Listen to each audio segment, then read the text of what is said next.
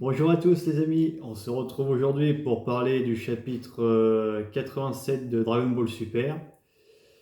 Et le moins que l'on puisse dire, c'est que c'est un chapitre un peu recyclage. Mais bon, on va y revenir. Du coup. Alors, au début du chapitre commence par Goku qui commence à dire ouais, va falloir s'entraîner encore plus parce que les entraînements ont servi un peu à rien. Il pense avoir battu Gaz. Mais en fait, Gaz revient en mode zombie, voilà. Ça, je sais pas pourquoi je m'y attendais, hein. Je me suis dit, ouais, ils vont pas le niquer comme ça, c'était trop simple. Et du coup, il tue le mec qui était avec eux.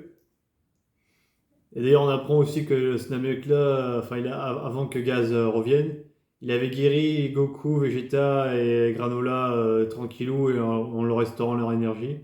On se demande pourquoi il l'a pas fait plus tôt. Comme par hasard, ça revient, ça rip-hop. On comprend pas pourquoi. Mais bon, c'est pas grave. C'est Dragon Ball. Super. Je précise. Super. Et et ben après, Vegeta et Goku affrontent Gaz. Et ils sont plus ou moins sur un pied d'égalité, même si on sent que Gaz est un peu plus fort. Mais après, Gaz se fait rapidement niquer par Freezer, le grand retour, enfin. On l'a recyclé 15 000 fois, mais c'est pas très grave, hein, on va recommencer. On a que ça à foutre. Et suite à ça, après avoir tué Gaz, il tue Elec. Et on apprend que c'est le plus faible des Eaters. Ce qui est pas surprenant, on va dire. C'est un peu le lâche qui se cache derrière ses confrères, toujours pour faire ses petits plans en douce. Ces plans qui n'ont aucun sens d'ailleurs, parce que bon, leur but c'était de niquer Freezer, et puis après ils s'en prennent au Saiyan, et Freezer arrive et il leur fait rien. Granola d'ailleurs n'a aucune réaction face à Freezer qui arrive, ce qui est choquant quand même, hein, parce que bon, c'est pas rien, c'est le gars qui voulait buter absolument par tous les moyens. Bref, c'est Dragon Ball Super, faut pas se poser plus de questions. Donc voilà, Freezer tue Gaz et Elec en 2-2. Et il bat Goku et Vegeta aussi en 2-2 grâce à sa nouvelle forme qu'il appelle Black Freezer. Un fan service de plus, quoi.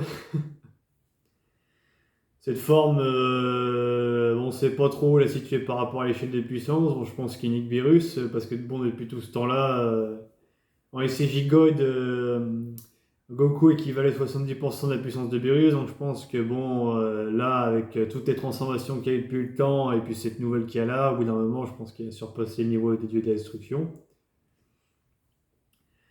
Mais après, à voir ce que ça donne et ce qu'ils vont en faire. Est-ce que c'est le prochain arc, le Black Freezer, ou est-ce qu'ils nous l'ont disé comme ça, ils vont nous le réintroduire beaucoup plus tard et qu'on va retomber sur un autre arc par la suite? Oui, car ce chapitre est une fin d'arc. Enfin, parce que bon, l'arc Granola, c'est bof bof, quoi, ça apporte strictement rien. Il y a juste une fan service avec Bardock, mais bon, l'histoire rapporte rien, et Granola, ça rapporte rien non plus. Et Vegeta et Goku n'ont rien appris de plus, si ce n'est qu'il faut s'entraîner encore plus. Mais bon, ça c'est comme à la fin de Shadark, en fait, il n'y a pas de développement personnel et c'est désagréable l'impression que leurs transformations ne servent à rien. Parce que bon, l'Ultra Instinct maîtrisé aux cheveux argentés, ça avait vraiment une allure de puissance et tout ça. Là, son vrai Ultra Instinct ou true Ultra Instinct, comme ils appellent ça, c'est c'est un peu bancal les bateaux, je vois pas ce que c'est de plus. Bref, c'est mal expliqué. On verra dans le prochain chapitre de ce qu'il en est et ce qu'ils vont faire surtout, où ça va nous mener tout ça.